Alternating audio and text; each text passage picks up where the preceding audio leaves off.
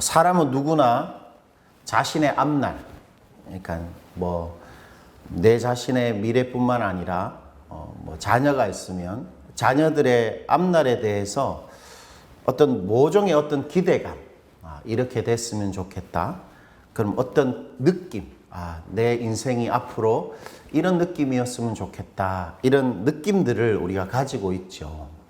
그래서 사람들은 어떤 정도의 차이는 있겠지만 자신의 미래를 자신이 좀 바라는 대로 통제하고 싶어 하는 경향이 있습니다. 누구나에게 미래를 통제하고 싶어 하죠.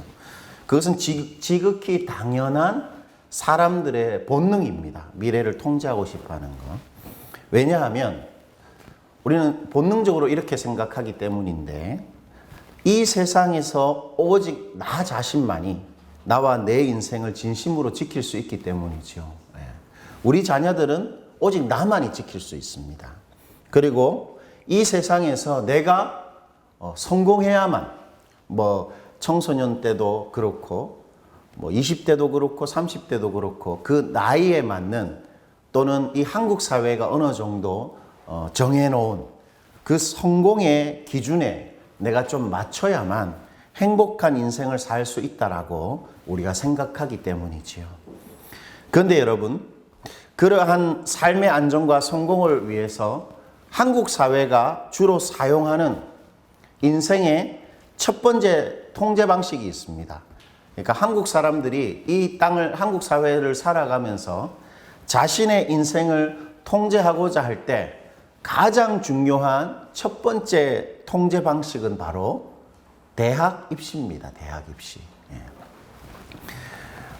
요즘은 물론 그 영향력이 살짝 퇴색되어서 그런 어떤 좀 대학 그 학벌, 또 그런 졸업장 이런 것들이 약간 좀 뭔가 그 힘을 잃어가는 듯한 분위기이지만, 그래도 한국 사회에서 명문대 졸업장은 여전히 내가 내 인생을 좀 성공적이고, 또는 내 인생을 행복하게 내가 좀 통제할 수 있는 가능성이 크게 열린 것이다. 그렇게 말할 수 있습니다. 여기가 봉천역이고, 조금만 가면 서울대 입구잖아요. 그래서 이제 서울대생이 주로 이제 서울대 마크가 있는 그런 티나 옷을 입고 다닙니다. 그런 친구들이 똑같은 티를 입고 여러 명 우르르 지나가면 그냥 느낌이 그래요. 참 성공했구나 쟤들. 이런 느낌이 그냥 듭니다. 왜냐하면 서울대를 나오면 우리가 예상할 수 있잖아요. 한국 사회에서. 그래도 괜찮은 직장에 취직할 수 있겠구나 하는 그런 어떤 느낌을 가지는 거죠. 그러나 여러분, 우리는 경험상 우리가 우리 인생을 통제한다는 것이 사실 거의 불가능하다는 것을 어느 정도 경험으로 알고 있습니다. 내가 내 인생을 통제한다는 것은 좀 불가능한 것에 가깝다. 이런 생각을 나이가 들면 들수록 우리가 알게 되죠. 올 2월 달이었습니다. 2월 12일 새벽 1시경이었는데 강원도 평창에 그 모 스키장의 인근 그 해전 교차로에서 가드레일을 들이받은 차가 전소되는 끔찍한 사고가 있었습니다. 그리고 그 차 안에는 20대 남녀 5명이 너무도 안타깝고 황망하게도 그 불에 타 숨진 채로 차 안에서 발견되었습니다. 그런데 이들 5명 모두는 고려대학교 스키 동아리 학생들이었습니다. 여러분, 고려대, 준우 의원님은 고려대 하면 어떤 느낌이 듭니까? 그리고 스키. 이 단어들은 한국 사회에서 뭔가 성공적이고 또 행복한 느낌을 주는 단어입니다. 스키장 한번 생각해 보십시오. 친구들과 스키장을 갔다. 뭔가 기대감이 생기고 행복한 느낌을 주는 단어지요. 그러나 여러분, 명문대생이라는 그 성공적인 사실이, 그리고 스키를 계속 매달 취미로 즐길 수 있는 그 윤택한 그 환경이 그 사람의 인생을 결정적으로 지키지는 못하는 것입니다. 이처럼 우리 인생의 통제불능, 우리가 전혀 통제할 수 없는 그런 상황이 우리 인생에 적지 않다는 이 사실은 우리에게 중요한 사실을 알려주는데, 그것은 우리 인생의 결정적인 것은 사실 내 손을 떠나 있다는 것입니다. 그것을 잘 반증해 주는 것이죠. 통제불능의 상황이 우리에게 너무 많습니다. 그래서 자신의 앞날에 대한 통제력을 언제나 발휘해야 되는 사람들이 있지 않습니까? 뭔가 사람들의 관심을 집중시켜야 하고, 또는 뭔가 이 많은 사람들의 어떤 마음을 좀 사로잡고 어떤 문화를 만들어내야 하는 그런 사람들이 있죠. 유력한 정치인이나 재벌 총수 같은 사람들 대부분은 용하다고 알려진 역술가의 도움을 결정적으로 의지합니다. 왜냐하면 자신이 통제할 수 없는 상황, 결정적인 상황이 너무도 많이 있기 때문에 자신의 힘을 넘어선 좀 초월적인 힘을 사람은 의지할 수밖에 없는데, 그래서 정치인이나 기업가들은 점쟁이들을 많이 만나지요. 우리가 잘 아는 어떤 정치인 한 분은 손에 왕자를 이렇게 새겨서 유세장에 나타났지 않습니까? 그래서 이분이 결국은 이 왕자 그대로 대한민국의 왕 같은 그런 자리를 차지하셨죠. 그래서 이분한테 의혹이 있습니다. 저분이 계속 저렇게 뭔가 주술적인 힘을 의지하면서 이 한국을 이렇게 다스리면 어쩌나 하는 그런 어떤 걱정도 살짝 들기는 하지요.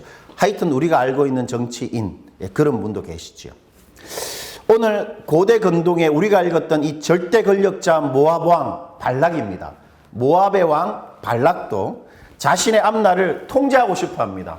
자신의 앞날을. 바로 5절과 6절인데 제가 한번 읽어 드릴게요.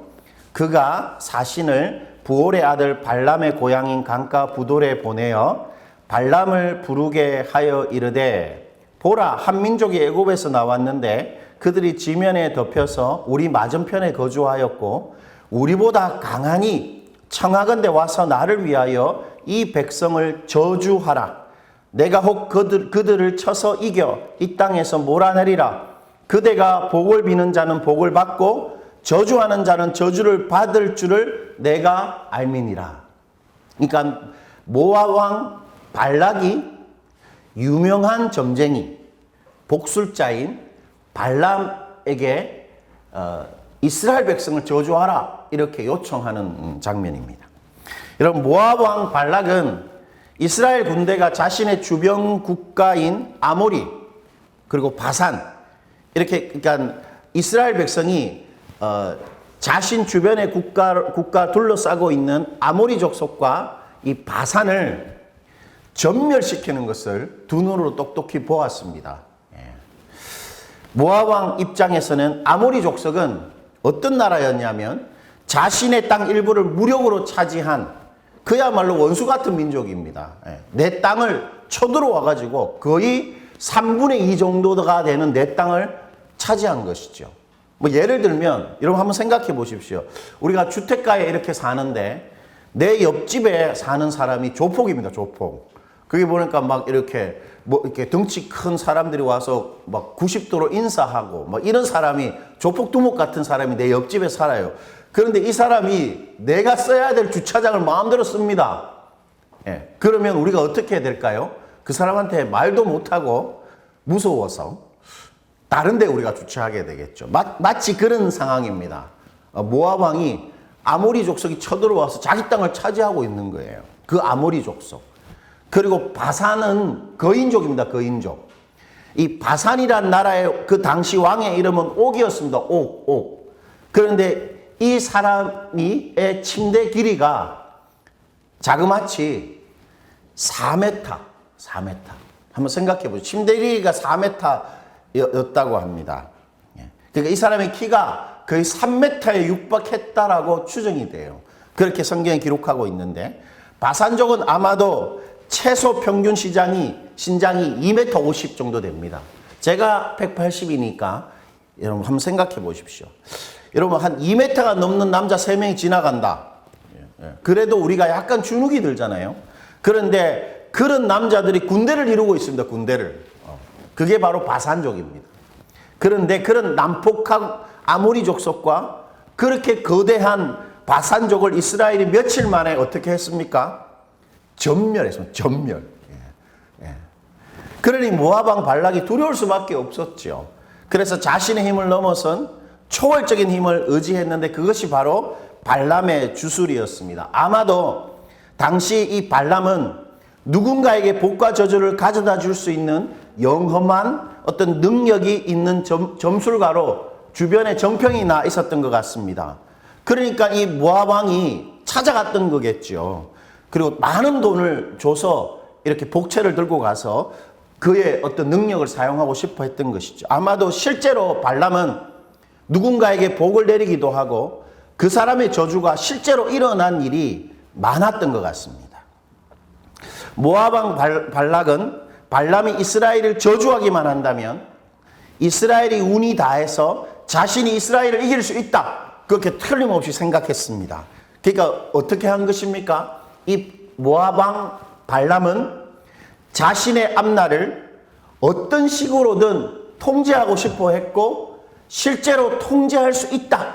그렇게 생각했던 것이 분명한 것 같아요. 그러나 여러분 정작 그 점쟁이 발람의 생각은 그렇지 않았는데 18절입니다. 우리 18절은 같이 한번 읽어볼게요. 18절입니다.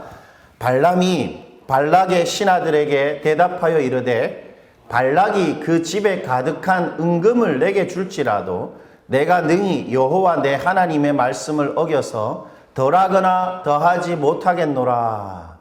여러분 발람이 뭐라고 말합니까? 내가 능히 여호와 내 하나님의 말씀을 어겨서 내가 말을 덜하거나 말을 더하지 못하겠다. 이렇게 말합니다. 이 말이 무슨 말이겠습니까, 여러분? 이런 뜻이죠. 내가 누군가에게 복과 저주를 내리는 게 아니다. 하나님만이 사람에게 복과 저주를 결정하신다. 나는 하나님께서 누군가에게 복을 주고 누군가에게 저주를 주는 그 결정을 전달할 뿐이다. 그렇게 발람이 말했던 것입니다.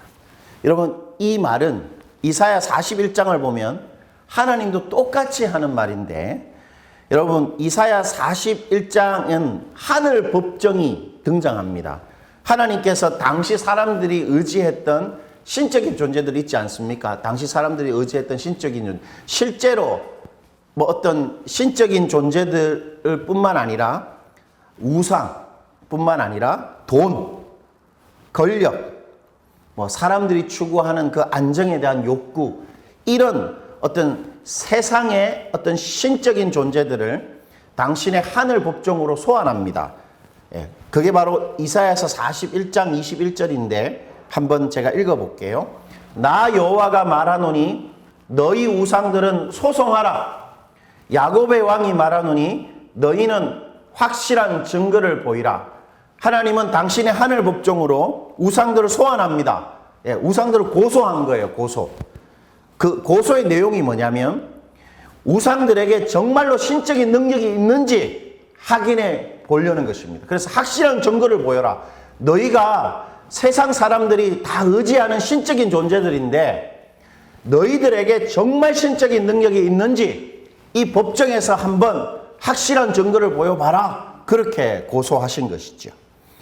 그 소송의 내용은 이렇습니다. 세상의 신적인 존재들이 사람의 앞날을 알고 있는지, 그러니까 이런 거죠. 우리가 의지하는 세상의 신적인 존재들이 뭐가 있습니까? 돈이 있겠죠.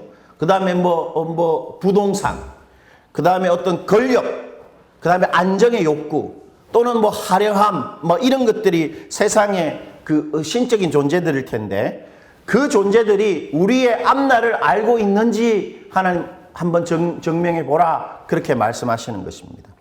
그리고 그런 세상의 신적인 존재들이 누군가에게 복을 내릴 수 있는지 또는 재난을 내릴 수 있는지 그 능력을 여기 하늘 법정에서 한번 증명해 보라. 하나님께서 그렇게 말씀하시는 것이죠. 그런데 그 법정에서 이 세상의 그 어떤 신적인 존재들도 그러한 것을 할 수가 없었습니다. 그러니까 우리의 학벌, 뭐 명문대 졸업장이 또는 우리가 가진 돈이 우리의 앞날을 알고 있지가 않았습니다. 그 우리가 뭔가 한국 사회에서 반드시 있어야 된다고 말하는 그런 어떤 힘들이 우리 앞날에 행복을 가져다 주지도 않았고 재난을 가져다 주지도 않는다. 그렇게 하나님께서 딱 선언하신 것이죠. 그래서 하나님께서 이렇게 판결하시는데 이사야서 41장 29절입니다. 이것은 우리가 한번 읽어볼게요. 읽어보시겠습니다. 보라, 그들은 다 헛되며 그들의 행사는 허무하며 그들이 부어 만든 우상들은 바람이요 공허한 것뿐이니라. 즉 사람들이 자신의 인생에 성공을 가져다 줄 수 있다. 이것은 우리 아이가 열심히 공부해서 좋은 대학을 가는 것은 그 우리 아이의 인생에 성공을 가져다 줄 수 있다. 뭐 그런 생각이지요.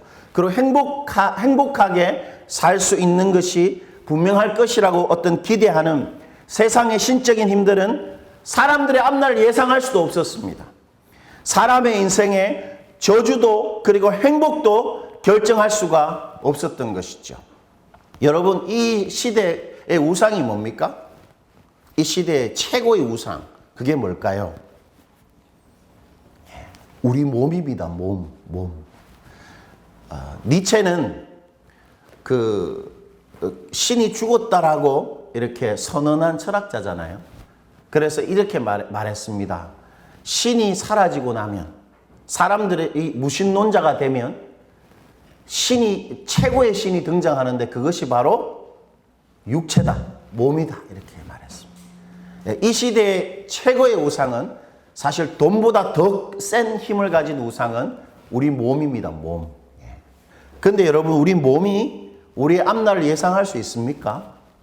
우리 몸이 우리 인생에 복을 가져다 주거나 재난을 가져다 줄 수 있을까요?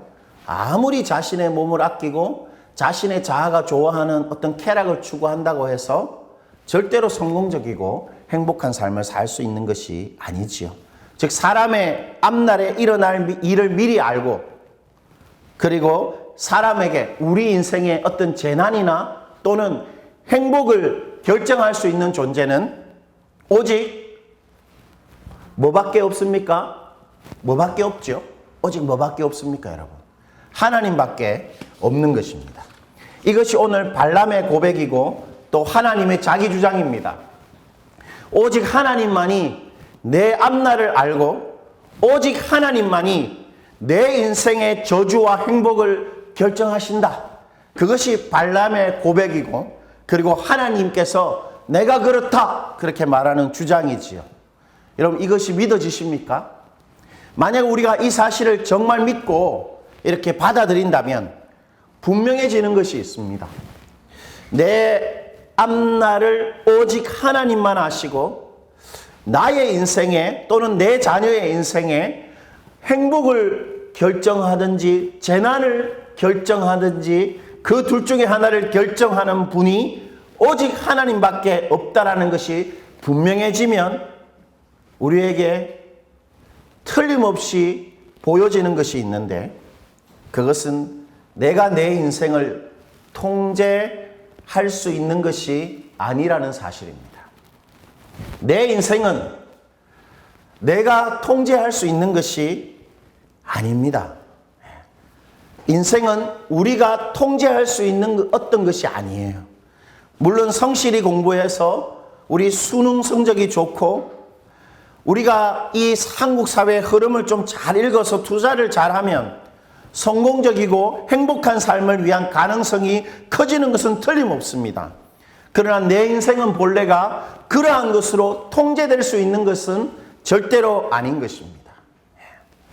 내 인생은 내 앞날을 이미 알고 계신 하나님의 손안에 있는 것입니다, 여러분. 여러분, 내 인생이 전능하신 하나님 손안에 있다는 것을 한번 상상해 보십시오.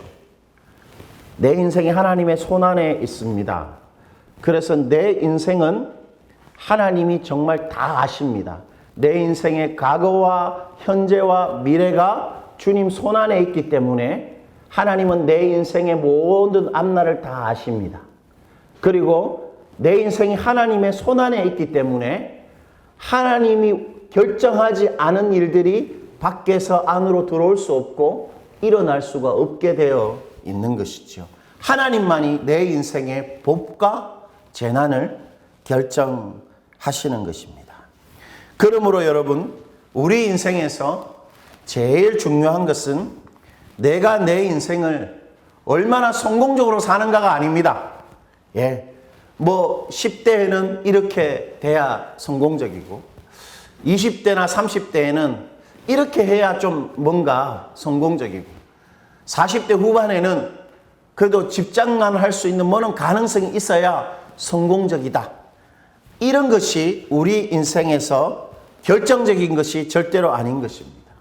그렇게 주어진 나이대에 성공적으로 사는 것은 참 필요하고 보기 좋은 것은 틀림없지만 그러나 인생은 그런 나의 어떤 성공으로 통제되거나 행복해지는 것이 아닌 것이죠. 왜냐하면 내 인생은 하나님의 손안에 있기 때문입니다.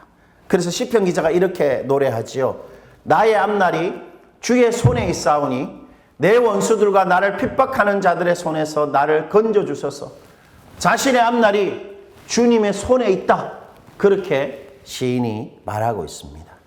이 시편 기자의 말처럼 정말 우리 인생은 주님 손안에 있습니다. 때문에 우리 인생에서 제일 중요한 질문이 뭐겠습니까, 여러분?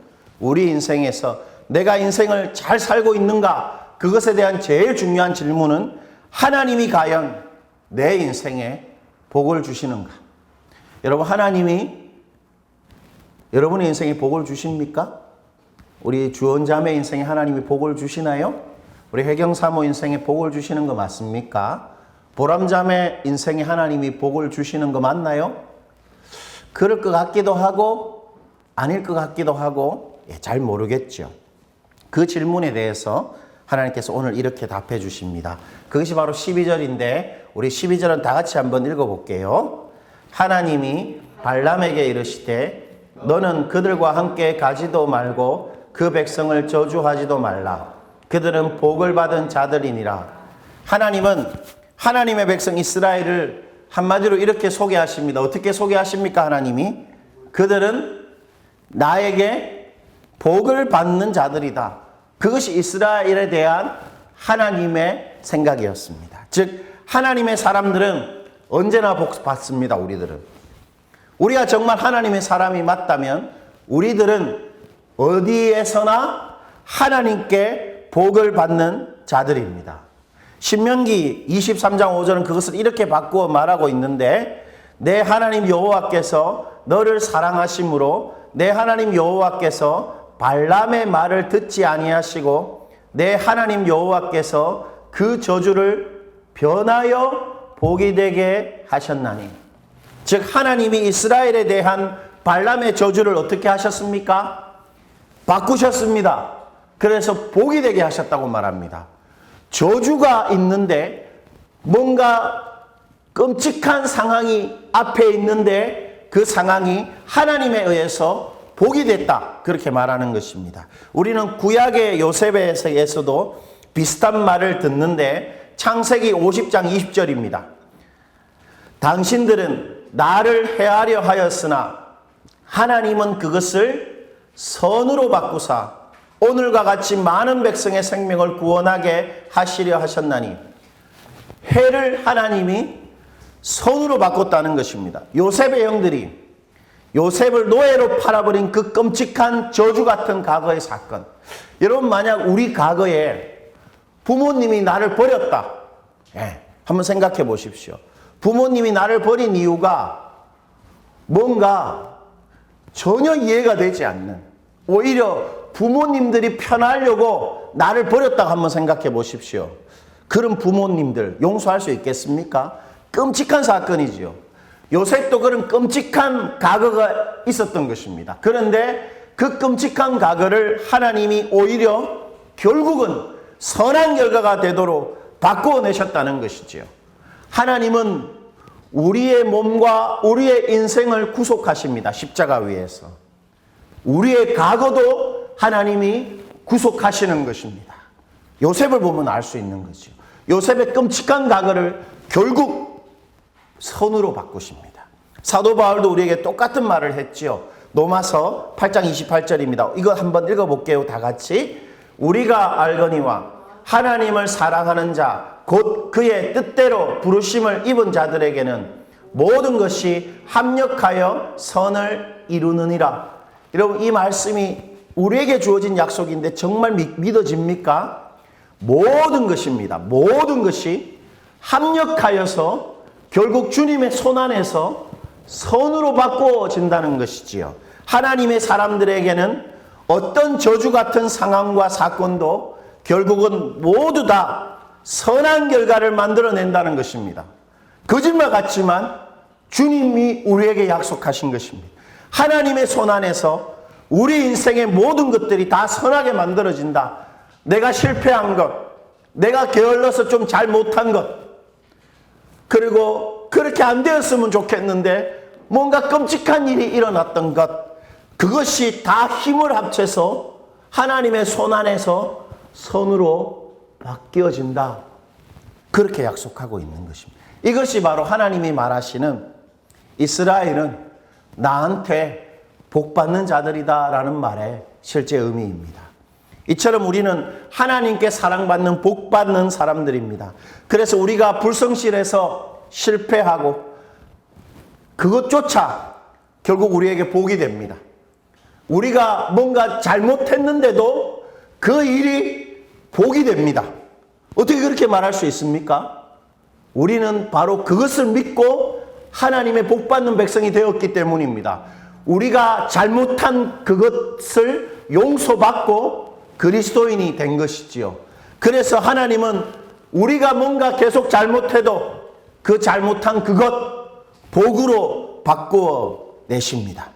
그리고 우리가 지금 좀 잘 안 되고 좀 초라하고 그리고 좀 볼품없어도 좀 가난해도 그것 또한 우리 인생에 틀림없이 선한 결과로 바꾸어지게 되어 있는 것입니다. 왜냐하면 하나님의 손 안에서 우리 인생에 좀 초라하고 볼품없고 연약한 그것이 다 합쳐져서 선으로 바꾸어질 것이기 때문입니다. 이것이 하나님이 우리 인생을 통제하시는 방식입니다. 하나님이 우리 인생을 통제하시는 유일한 방식은 반드시 복이 되게 하시는 것입니다. 그것이 하나님의 결심입니다. 결심. 나는 어떠한 일이 있어도 너희들에게 복을 줄 것이다. 그것이 우리 인생을 향한 하나님의 다짐입니다. 결국 우리 인생은 모든 것이 정말 잘 될 것입니다. 이것은 저의 허풍이 아닙니다. 저도 잘 믿어지지 않는 것이지만 우리 인생은 결국 다 잘 되게 되어 있습니다. 왜 그렇습니까? 우리는 우리의 저주 같은 상황과 사건들 속에서도 하나님의 복을 받는 백성들이기 때문입니다. 잘 안 되는 상황에서도 끔찍한 상황 속에서도 우리는 하나님께 복을 받습니다. 하나님은 절대로 우리를 당신의 손 안에서 놓치지 않으시는 것이죠. 하나님의 손 안에서 우리의 인생의 모든 것들이 선으로 바뀌어지는 것입니다. 비록 내가 내 인생을 좀 통제할 수 없을 때가 많아서 좀 답답하고 무기력할 때가 많고 또 좀 더 열심히 살지 못해서 그리고 실수를 좀 많이 반복해서 내가 좀 잘 해내지 못해서 다른 사람보다 성공적이지 못하고 좀 한국 사회에서 좀 가난하고 뒤처진다는 생각이 혹 들 수 있더라도 그러한 것은 아무것도 아닙니다. 준호 우연이가 공부 좀 못하는 거 아무것도 아닙니다. 내 인생에 그러한 것들이 아무런 나쁜 결과를 만들어내지 못합니다. 왜요?